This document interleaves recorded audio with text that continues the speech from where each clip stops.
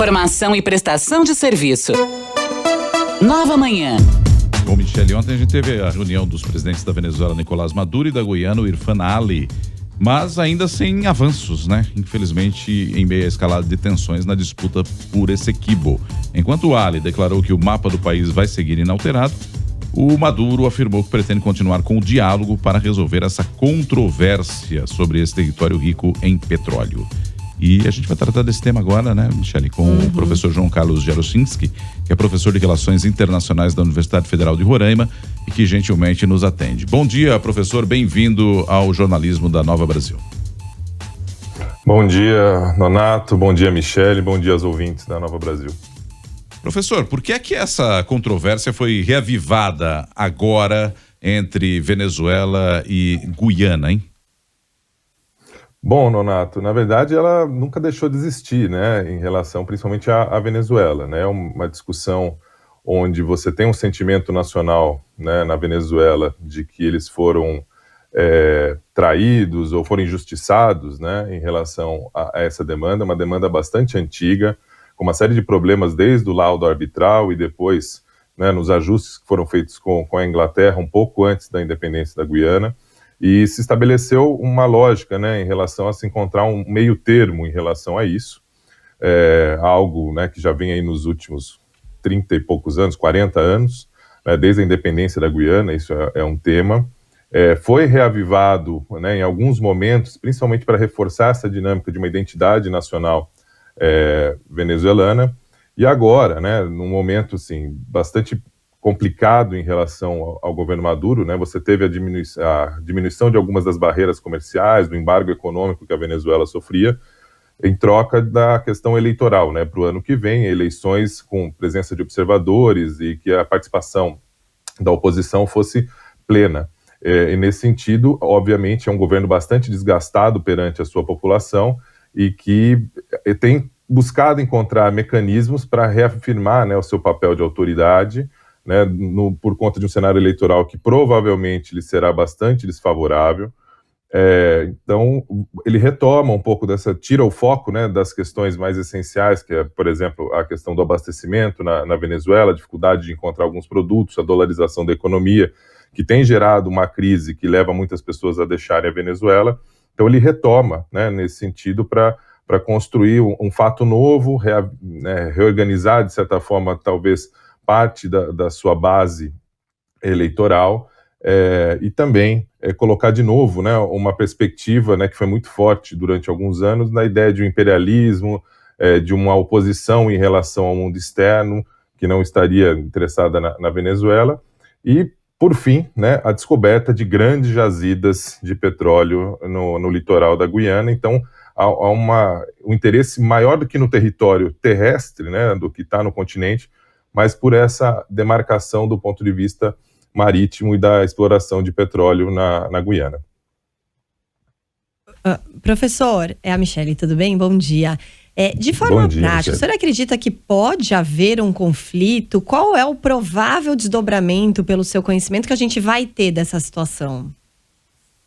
Bom, há uma forte reação, né, por parte da comunidade internacional, né, tentando mediar, tentando construir pontes, né, alguma característica de diálogo.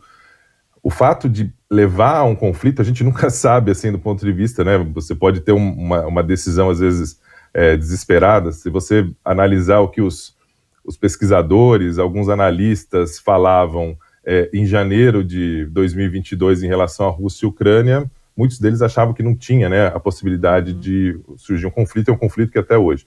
Então a gente não pode ter essa certeza. Mas atualmente é muito mais provável que não tenha um conflito armado, né, que você busque mecanismos aí de mediação. É um caso que já está na Corte Internacional de Justiça, né, você já tem algo que foi estabelecido como competente e que possui jurisdição para analisar, apesar da Venezuela contestar justamente isso, né, a questão da competência da Corte Internacional de Justiça. Então você já tem uma série de ações no sentido de impedir essa questão de se transformar num conflito bélico, que também para a Venezuela seria bastante complicado, porque é um momento, repito, onde a Venezuela vive uma crise bastante intensa, né? Você tem dificuldade em questão de abastecimento, e você, para estabelecer um ataque ou alguma forma, né, de invasão desse território, você precisa de recursos, né? Eles têm as armas, mas recursos para o próprio funcionamento dessas armas e também, né, pagamento das tropas. Então, nesse momento, me parece que a solução de caráter diplomático, ela tem muito provavelmente será seguida, né? Não há ponto que a última reunião de ontem, em São Vicente e Granadinas, com a presença do ex-embaixador Celso Amorim, que agora é assessor da presidência, eles assumiram o compromisso de se reunirem daqui 3 meses, né, para continuar o diálogo, que é mais ou menos o prazo que a Venezuela tinha estabelecido para a saída do Essequibo.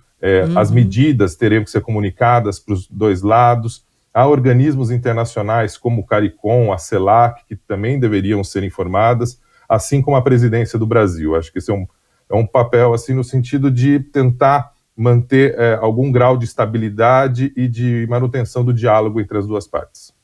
Professor Jaroszynski, já que o senhor citou aí a guerra da Ucrânia, eu queria rapidamente, a gente tem mais 2 minutos aproximadamente, para que o senhor desse uma avaliação rápida sobre esse conflito lá, que saiu um pouco do foco do noticiário em virtude do conflito Israel-Hamas, mas ontem a gente teve uma declaração importante do Putin dizendo que a guerra só acaba quando a Rússia vencer, quando a Rússia atingir os seus objetivos. E a Ucrânia já é um país absolutamente devastado neste momento, tanto é que o Zelensky anda por aí circulando, até para não ser esquecido também nesse momento. Para onde caminha esse conflito, rapidamente, professor?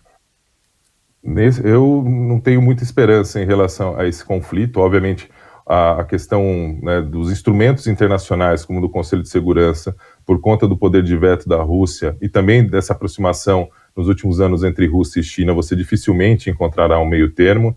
Há também, né, um próprio desgaste em relação à temática, né? O Zelensky também é uma figura que gera alguma polêmica no cenário internacional. Há uma tentativa, de certa forma, de partes da Ucrânia de tentarem uma retomada do que a gente poderia chamar de uma certa normalidade, sendo que numa guerra nunca existe normalidade.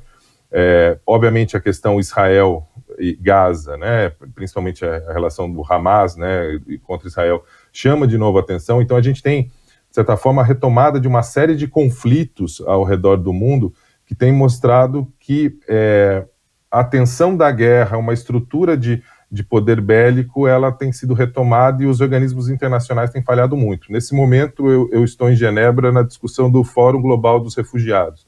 E a temática, por exemplo, dos ucranianos, a temática também dos palestinos tem dominado o debate. Só que, ao mesmo tempo, parece que as pessoas esqueceram, né, que nós temos aí mais de 7 milhões de venezuelanos que saíram, você tem outros movimentos, né, ao redor do mundo. Então, infelizmente, a última crise é aquela que chama mais atenção e a gente não tem conseguido avançar em termos de soluções para as temáticas.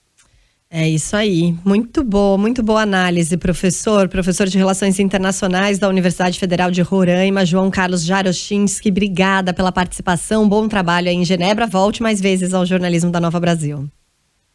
Obrigado. Um bom dia a todos. Bom dia.